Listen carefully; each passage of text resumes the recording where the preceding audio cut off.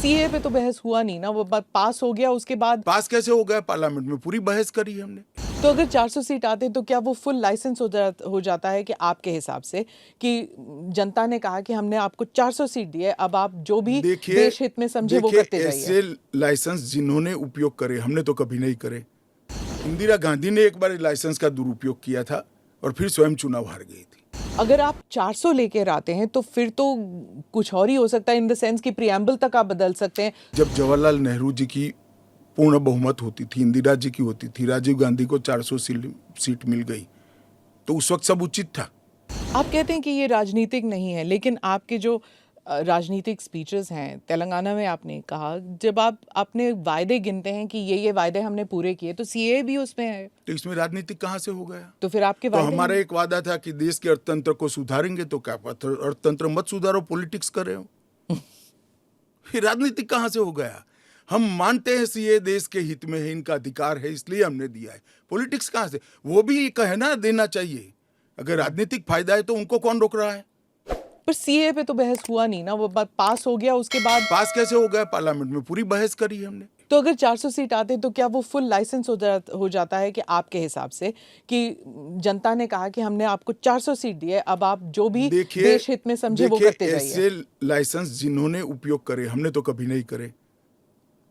हमने तो जनता ने जब जब आशीर्वाद दिया, बड़ी जिम्मेदारी के साथ देश चलाया, चाहे अटल जी हो चाहे नरेंद्र भाई। इंदिरा गांधी ने एक बार लाइसेंस का दुरुपयोग किया था और फिर स्वयं चुनाव हार गई थी, तो इसका भी मैकेनिज्म पड़ा है ना। जो लाइसेंस का दुरुपयोग करेगा उसका भी मैकेनिज्म है। हमारे 5 साल के बाद पब्लिक के सामने जाना है, यहां समाप्त नहीं हो जाता है। ये आप कह रहे हैं, लेकिन जैसे फॉरेन मीडिया को अगर आप देखें, वो कह रहे हैं कि एक के बाद एक जो आपने किया है, चाहे ट्रिपल तलाक हो, 370 हो, सीएए हो। एक सेकंड, फॉरेन मीडिया को पूछे उनके देश में ट्रिपल तलाक है क्या? नहीं है। उनके देश में मुस्लिम पर्सनल लॉ है क्या? उनके देश में एक भी स्टेट में 370 जैसा प्रोविजन है क्या? पर हमारे में हिंदू लॉ भी तो है, सक्सेशन लॉ है। इसका नाम हिंदू लॉ है, वो देश का नागरिक कानून ही है। फिर मैं उसी सवाल पे आती हूँ, चाहे सीए हो, यूसीसी हो, या यूसीसी नहीं, सीए हो, या फिर 370 हो, ट्रिपल तलाक हो, ये सब आपकी मेजॉरिटी की वजह से ये सब स्मूथली हो गया।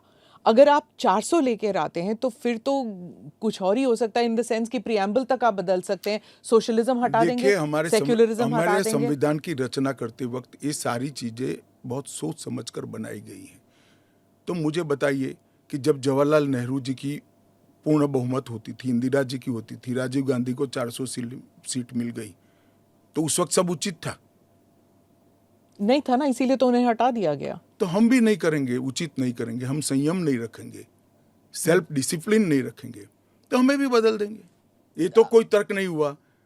देखिए, नरेंद्र मोदी के पास, इस देश के प्रधानमंत्री के पास 10 साल का ए ग्रेड पास्ट रिकॉर्ड है और 25 साल का प्लानिंग है।